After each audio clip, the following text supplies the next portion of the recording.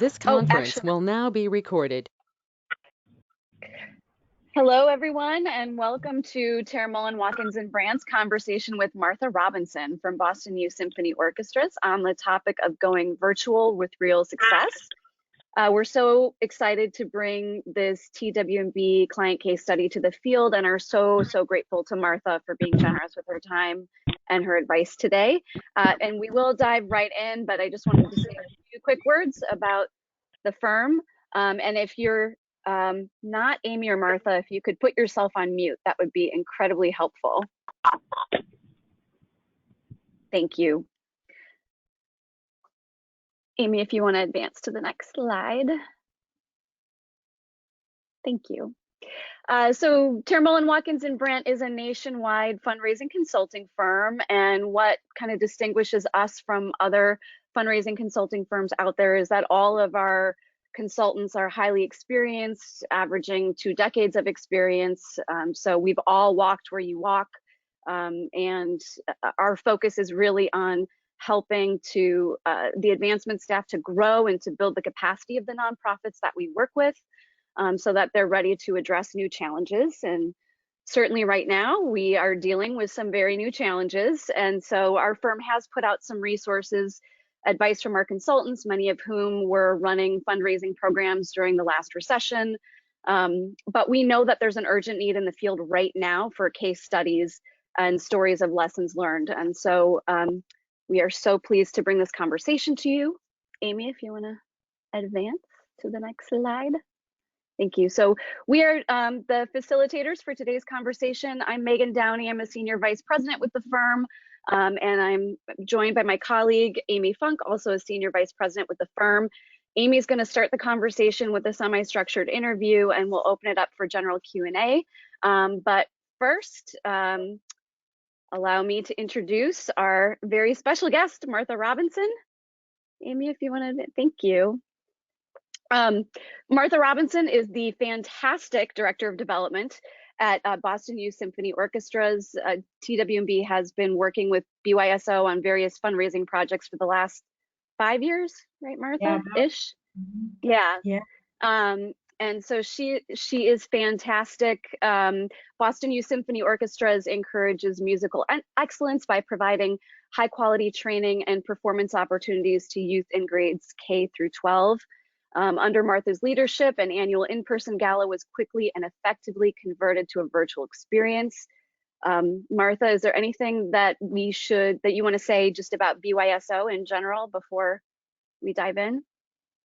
I think mostly I was going to just share a little bit of the context of BYSO and sort of the size of organization we are and the resources that we have, but I'll hold off until we start to get into the nitty-gritty because I think that that's helpful in understanding how we were able to make the switch. Okay. Great. Well, then with that, I'm going to turn off my webcam, and I would encourage others to do that so that Amy and Martha can have their conversation. I think, Amy, you're going to close out the screen share too, right? Yeah, I can pause sharing. That's easy enough to do. So thank you so much, Martha, for meeting with us today. We're really excited about this call. We know you've been dealing with a lot of questions from people who are in similar situations, and I would love it if you could start the conversation by giving us a little bit more background information about BYSO. I think that would be extremely helpful for the group. Sure. Yeah, so BYSO, as you can see from the slide, we are working with children in classical music and really seeing excellence in classical music study as a vehicle for kids to step onto a pathway for life success. And we've been around for 60+ years. We are a $4 million organization, of which about half of that comes in through contributed income each year. The other half comes in through tickets, sales, concerts, tuition for our children, and other various advertising and merchandise sales income. On the fundraising side, our work with TWB has been around really helping us build our major gift program, which is one of the reasons that we did have success, I think, with this event. but our event normally brings in about $350,000 each year that we depend on, and we are in, this would have been our, well, it was, we did have it. It was our 11th gala, so it's relatively new in my mind.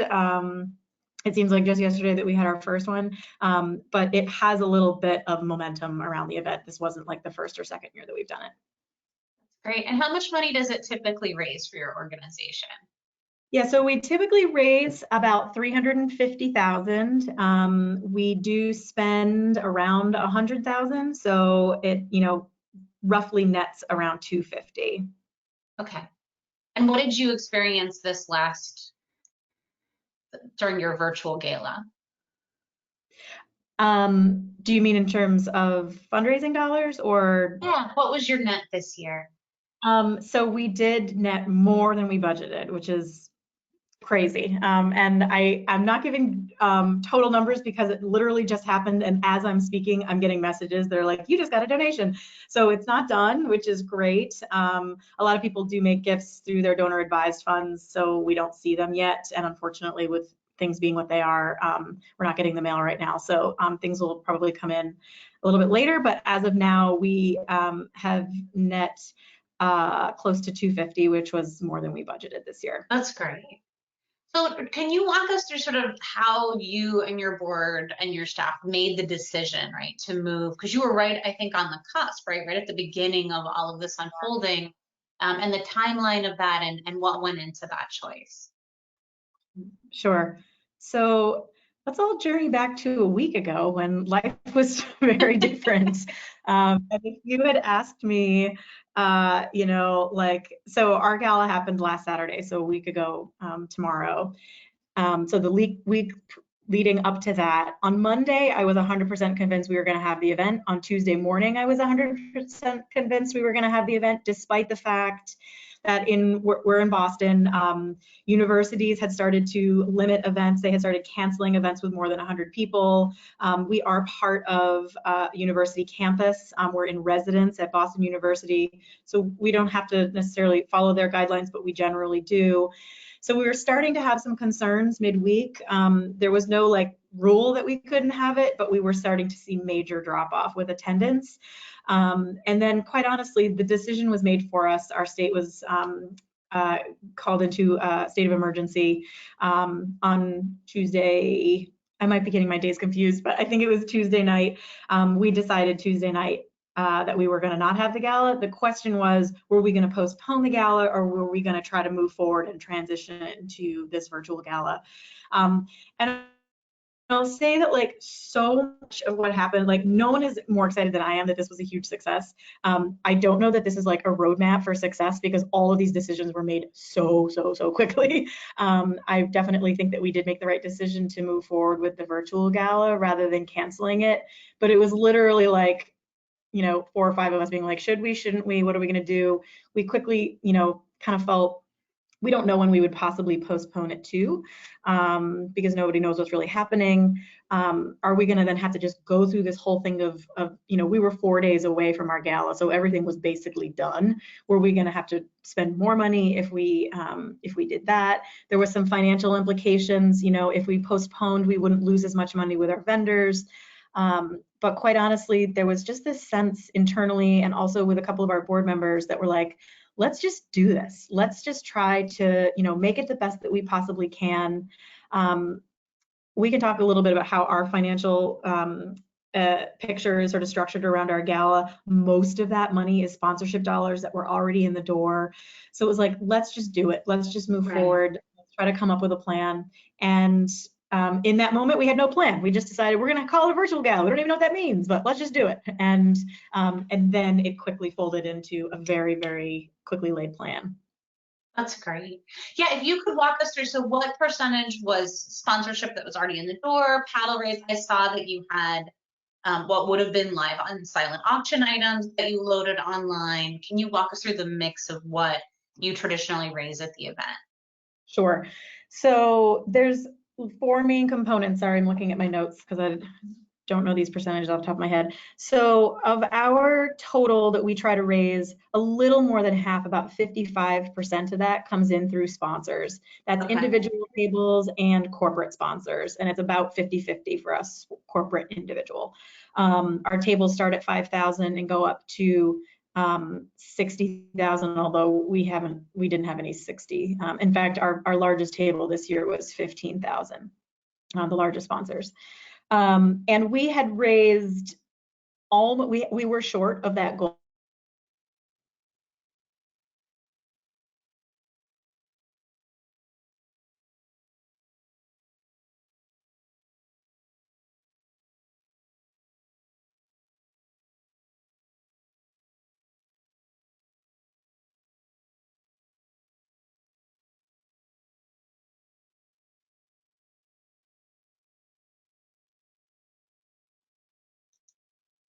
Going in.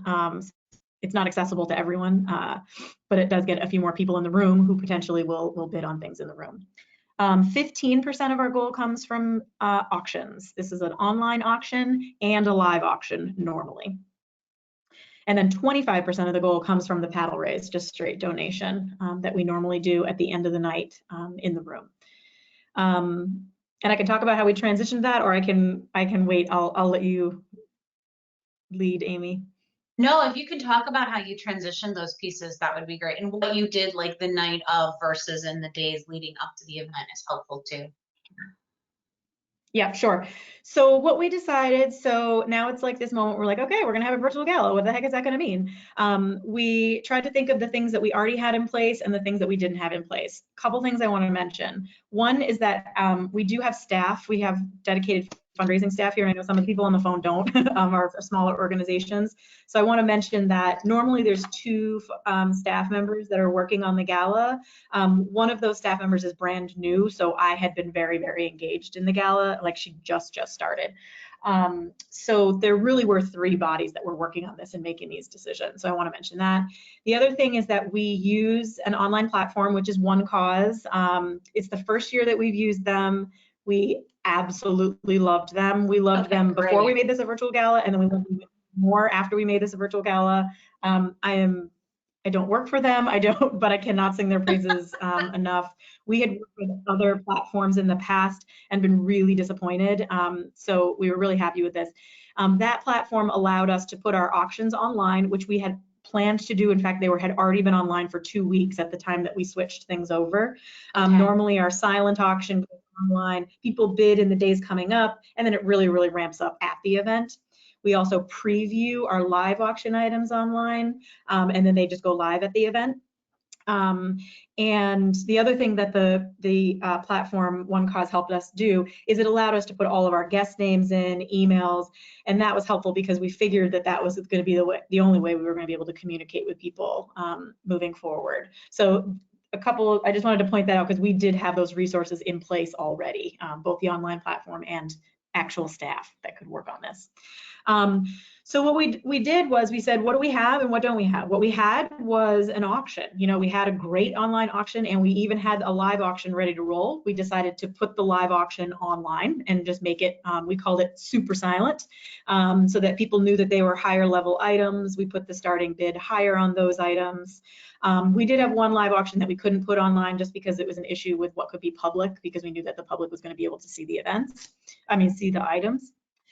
The other thing that we had already is that we had some content. You know, we had a video that we had been highly produced that we had planned to use at the event. We had 2 honorees. What's great is that both of those honorees are people very close to us. So it was our board president who is retiring this year and our music director who's celebrating 20 years this year. And so what we decided to do was make this virtual gala. It was going to be all day Saturday rather than a specific time. We did talk about that, whether we wanted it to have, you know, the normal gala was going to be at 6:30 p.m. Were we going to ask everyone to tune in at 6:30 p.m.? We felt like that was a little unrealistic. Also, remember, like, things were like hitting the fan at the time. So we're like, we don't want to really put that kind of expectation on people. We'll just say everybody's home now. So all day Saturday, join us at some point. And what we decided to do was create 5 videos. The first would be a welcome video from our executive director that just said, welcome, we're having this cool virtual gala. This is what you can expect during the day. And then we included the highly produced video as part of that. That sort of set the tone. Here's who we are. Here's why BYSO is wonderful. The second video was a video from our honoree, and our third video was the second honoree.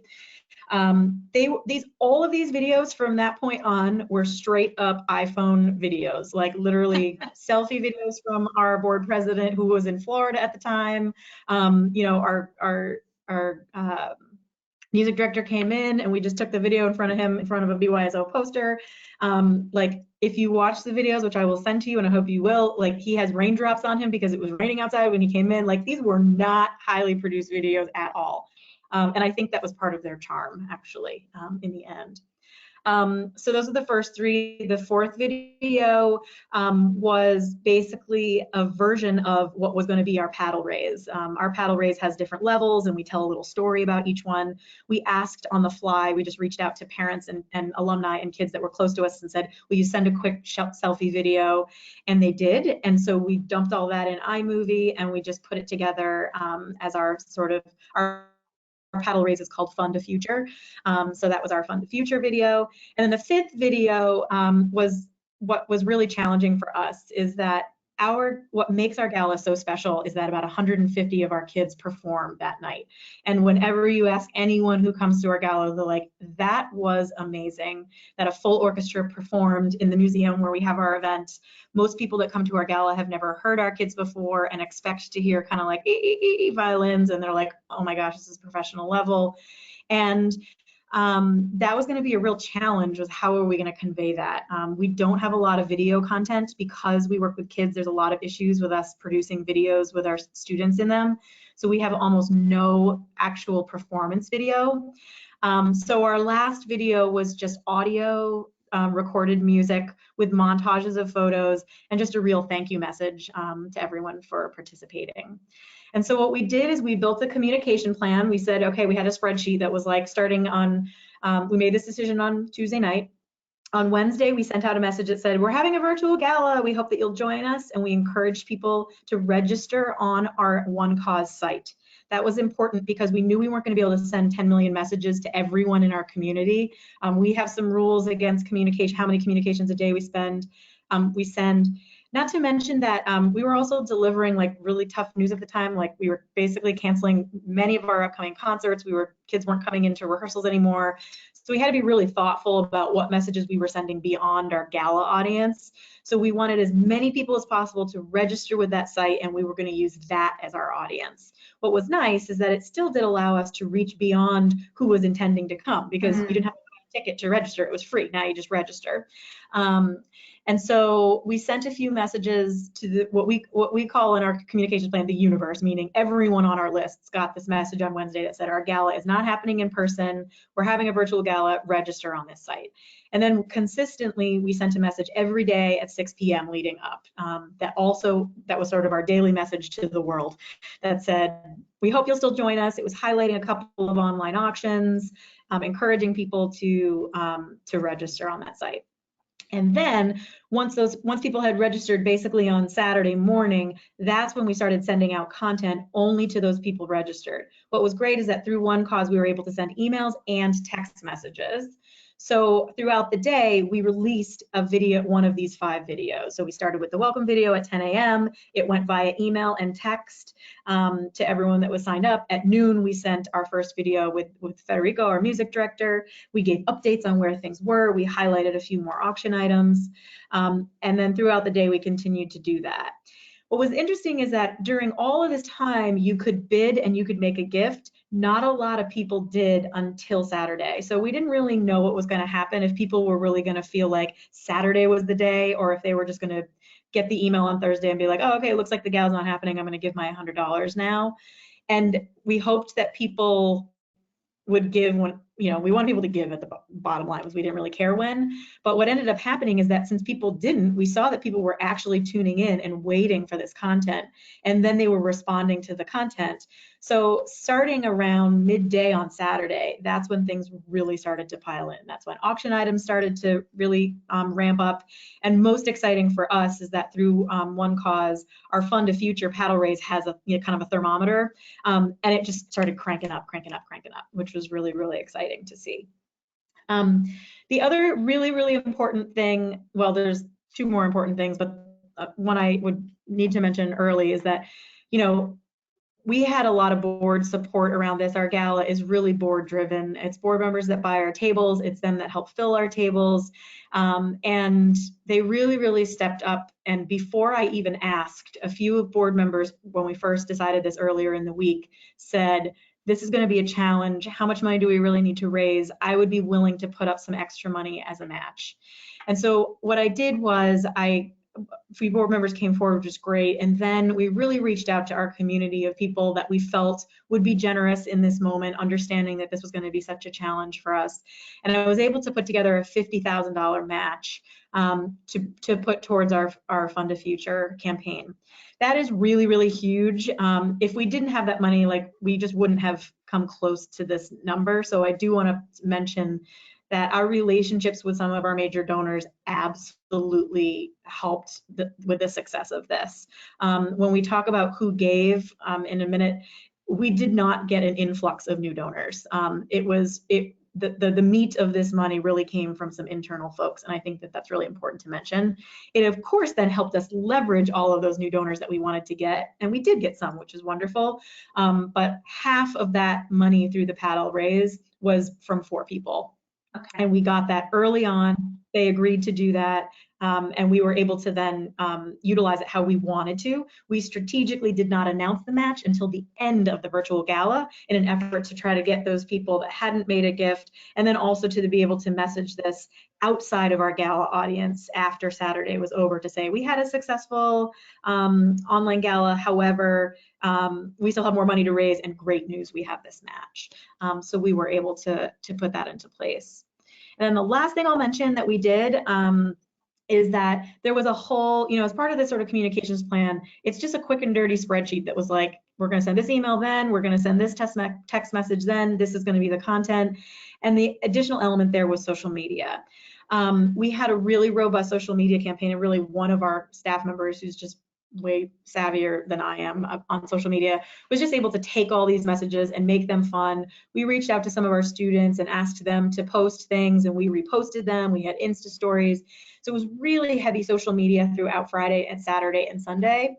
That said, that was not a dollar generator. That was, I think, a momentum generator. It was a community building generator. Our donors are not generally on social media.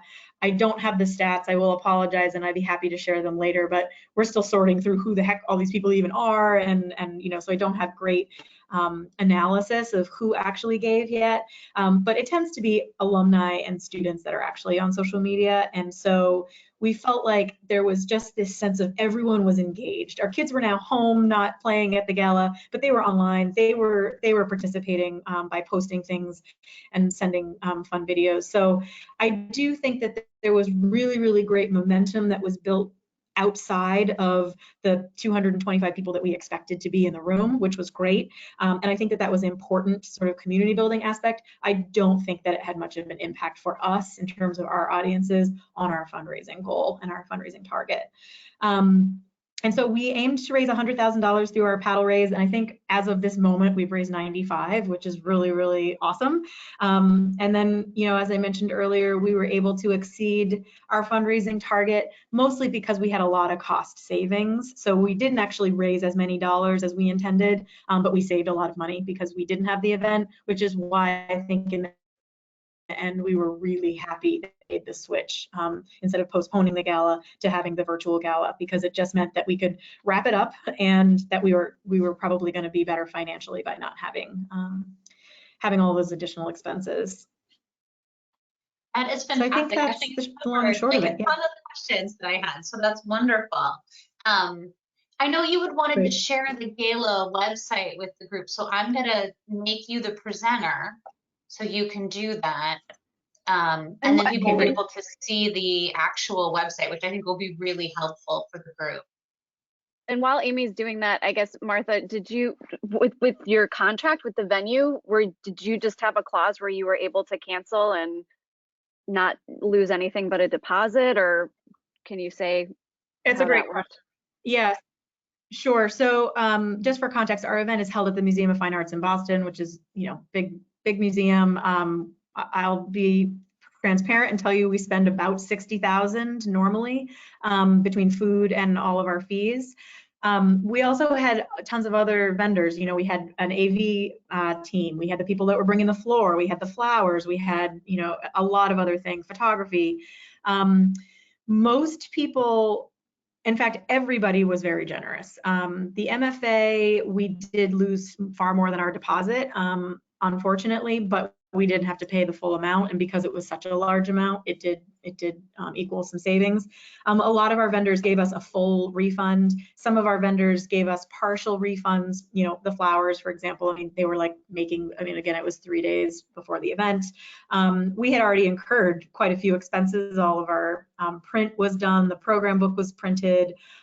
So we were able to cut our expenses by about 40%. So we saved a little more than 40,000, which is what was able to tip us over on the net.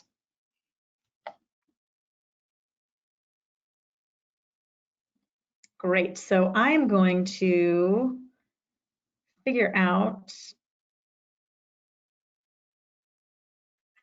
how to share. You are not sharing the screen. Cool. So is this working? Can you see my screen?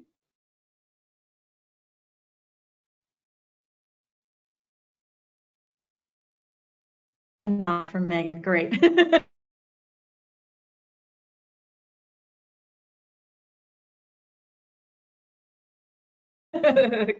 So right now,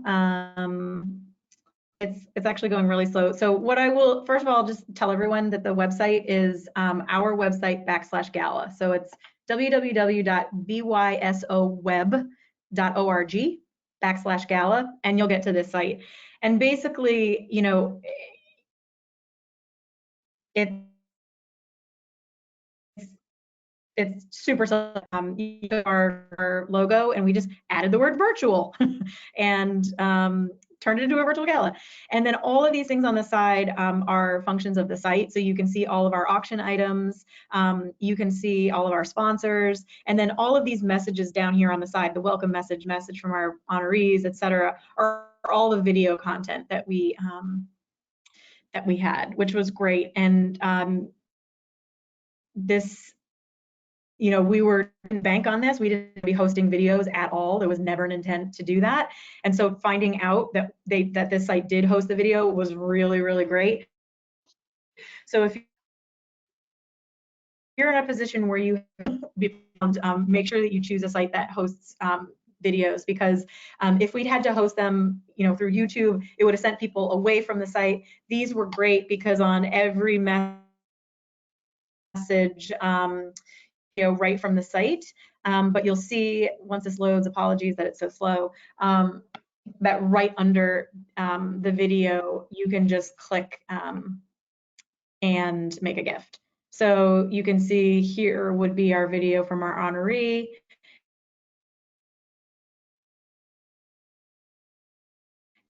And well, sorry that this isn't effectively showing you.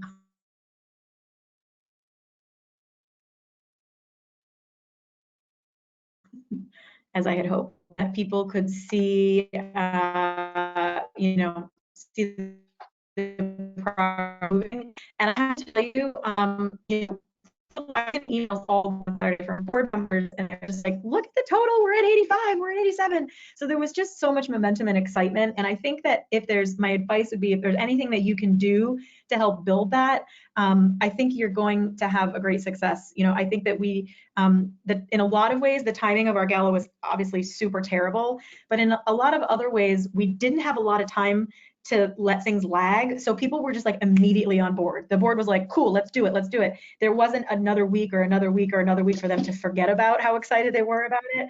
So I do think that my advice is, in the week leading up to your virtual gala, if it's not happening right away, make sure everyone's on board. Make sure your board is like, okay, I'm committed to like being online on Saturday and tweeting things out and getting people excited. I'm committed to reaching out to my friends. I'm committed to taking these messages and forwarding them. That was another big piece, was that, every message that we sent, we asked our board and our overseers and our, alumni council, we said, forward this out to other people, because A, these auction items are amazing and everyone should want to bid on them. But also, the more people that we can get to contribute, the better. I will mention the other thing. The last thing we did was that after it was all over, we sent an email to quote unquote the universe, which is everyone on our lists. We compiled all of the videos in one place on the email, and we asked people to participate in our final hours, and also to share it. And that did happen to an extent, which was great. And just anecdotally, like I said, I haven't done full analysis yet, but anecdotally, at the end, we were getting a lot of $50 and $100 gifts from people that I didn't know. So I'm quite sure those people came in through forwarding messages. That's wonderful. So let's, if it's okay, Martha, we'll open it up to the group to ask questions. I know that people have a lot of questions for you. Great. I think quite a few of you muted, so just a reminder to unmute before you ask questions with Martha. And there was one that came in through the chat, Amy. Did you see that? Just clarifying that it was OneCause and BidPal that Martha was using. Yeah, BidPal's actually part of OneCause, so they're completely integrated.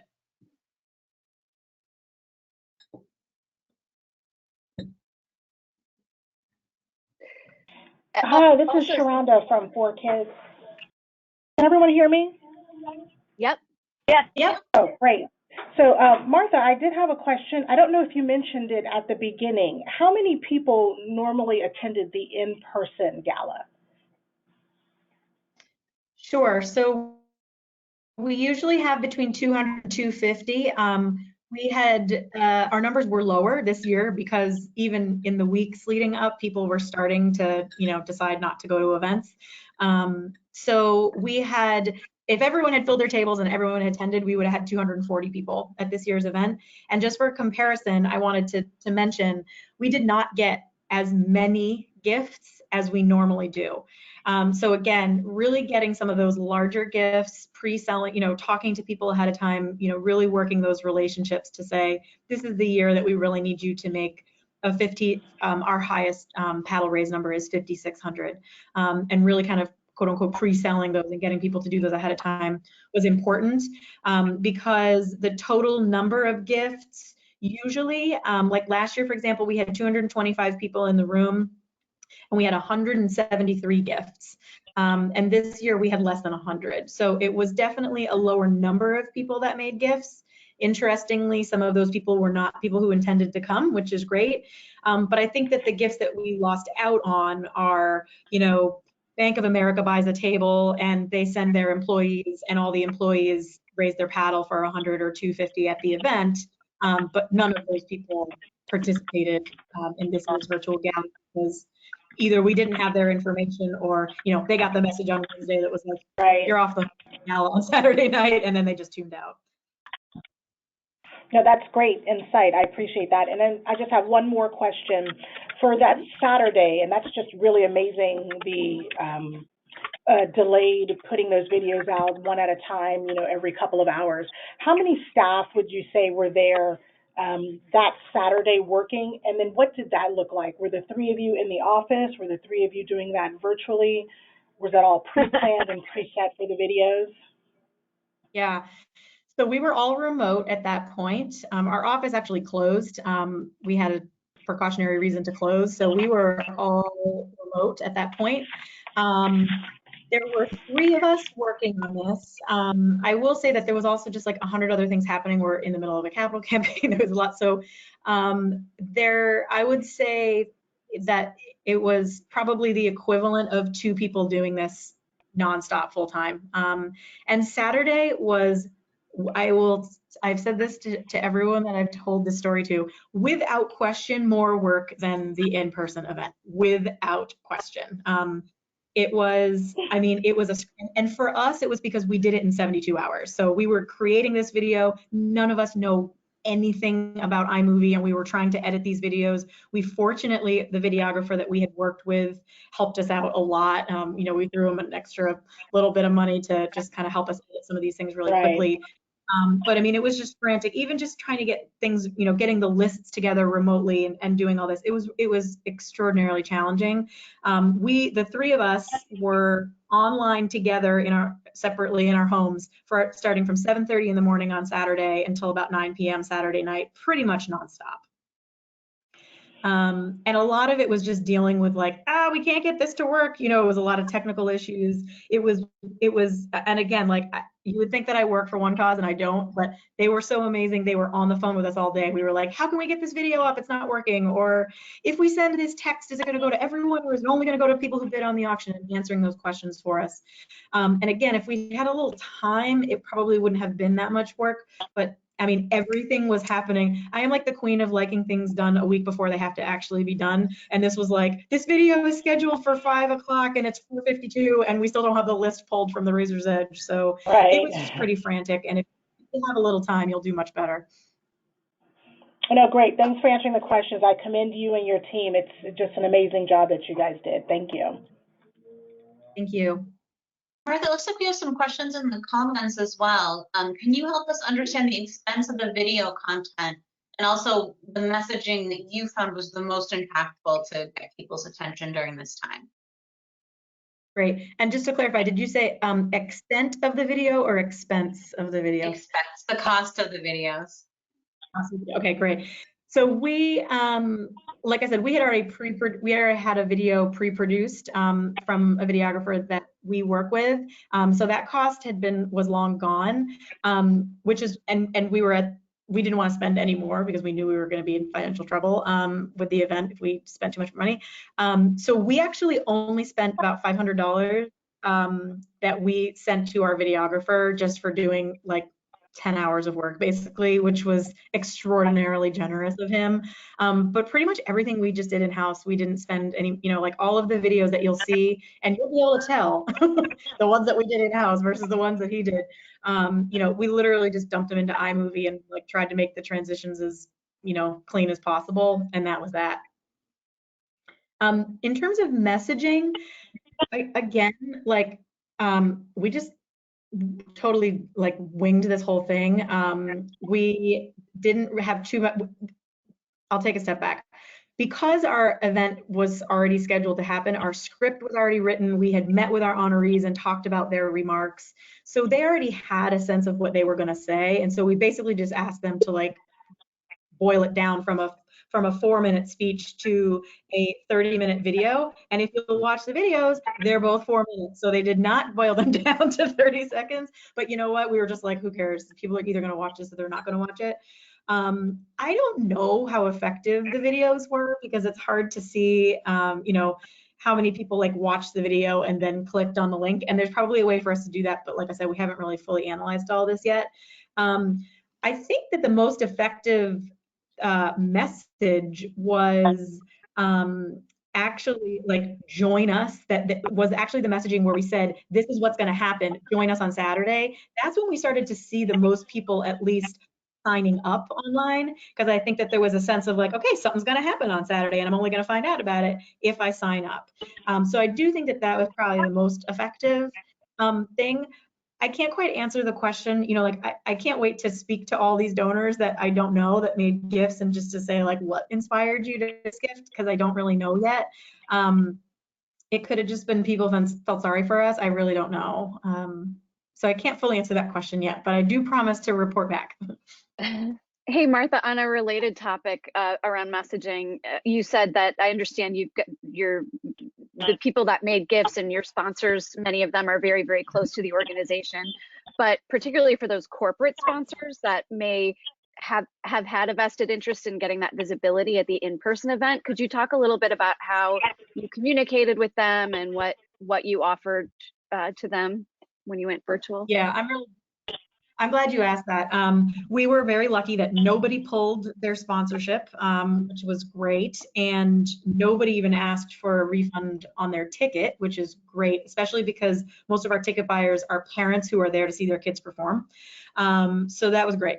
What we did was, before we made the announcement, so Tuesday night we made the decision and we had planned to send the message on Wednesday. Again, we had a lot of other pieces. We hadn't yet canceled our programming, and we couldn't cancel the gala and not cancel our programming. So we had a series of messages that needed to go out. So we had a little bit of time Wednesday morning. We felt it was important to contact all of our sponsors before we publicly announced this. So basically I had 2 board members who were like, tell me who to call. And between myself and my board members, we called every table sponsor and every corporate sponsor. I will put a plug in to say we did not email them. We called them on the phone and we had conversations with all of them. They were empathetic. Everyone is dealing with things. Everyone is really stressed. I, have a lot of really young people on my team who are like, great, I'm going to email. And I have to say that, like, making the phone call, I think really, really made a difference. Everyone's reaction was, don't even give this a second thought. There is no way we would pull these dollars. So that was really wonderful. We did, because everything was virtual, in some ways they got more exposure because more people were seeing their logos. So we just slapped logos on everything that we sent out, which was great. We also offered them a concert sponsorship in the future. So they'll have some like hands-on visibility. Truthfully, it's not as widespread as what we were doing through the virtual gala. And I don't think that people were even like hoping for that. I think it was just, hopefully it just kind of showed an effort of goodwill on our end. But everybody was like, we get it. This is insane. And we think it's a great idea that you're doing this, and keep the money. We did then have to issue all new tax receipts for everyone because everybody's ticket and table was fully tax deductible at that point, rather than through the in-person gala because there were costs associated.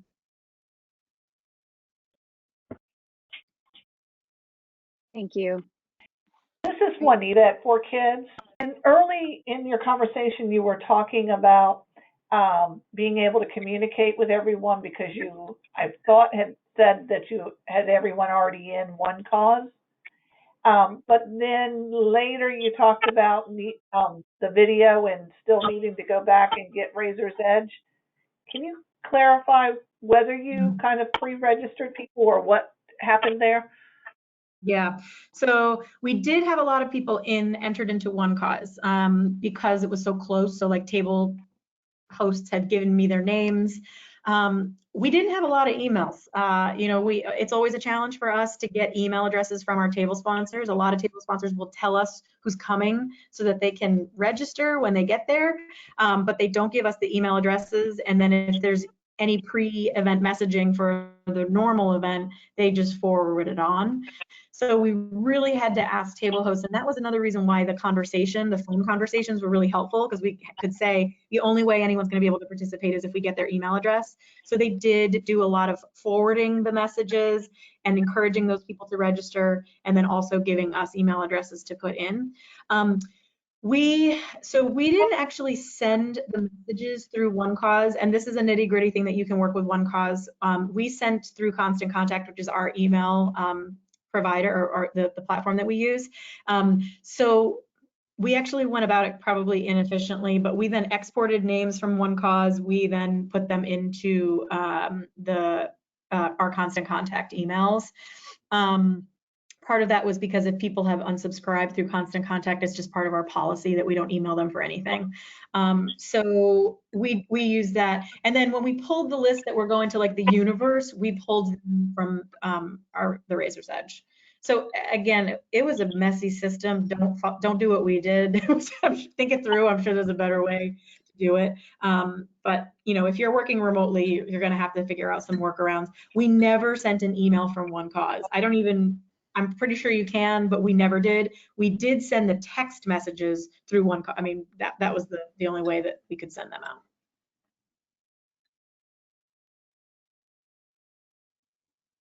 Does that answer your question? Sorry, I put myself back on mute. Yes, it does. Thank you very much. You're welcome. Okay, any other questions for Martha? Are there any questions from the chat that we missed as well? I'm looking at the chat right now to be on the safe side.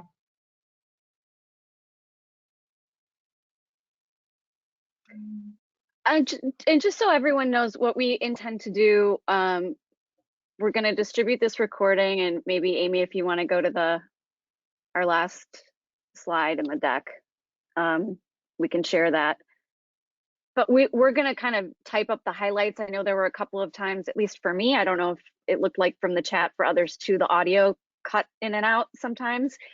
So we're going to capture the highlights of this conversation in a written piece as well and send it out. So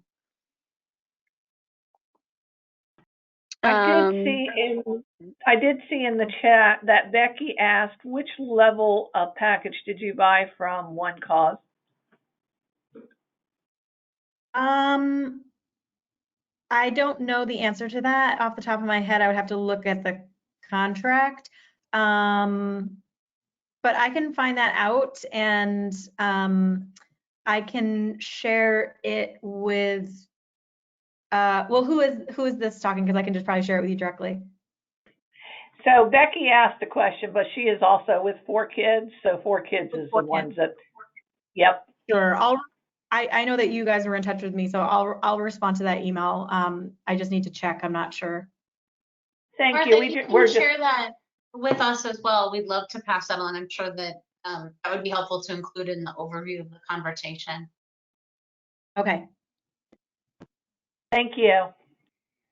yeah, Sure. well, thank you everyone for joining us. Martha, is there anything else, any closing words for us before we give our plug for people to stay in touch with us? No, just I think just good luck, and I hope everyone's doing okay. I know that this is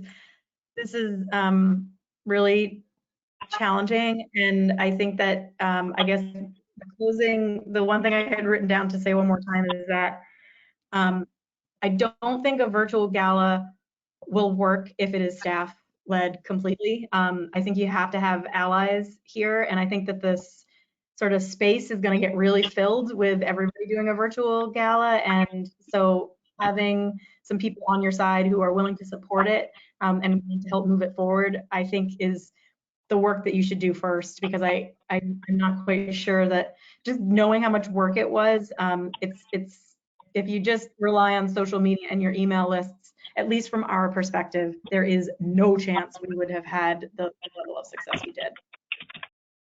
Yeah. Well, thank you again so much. And for those who aren't on the call live, but are watching the recording later, here's our contact information. We also wrote a piece about coronavirus and fundraising, which is on our blog. So you can go to blog.twbfundraising.com.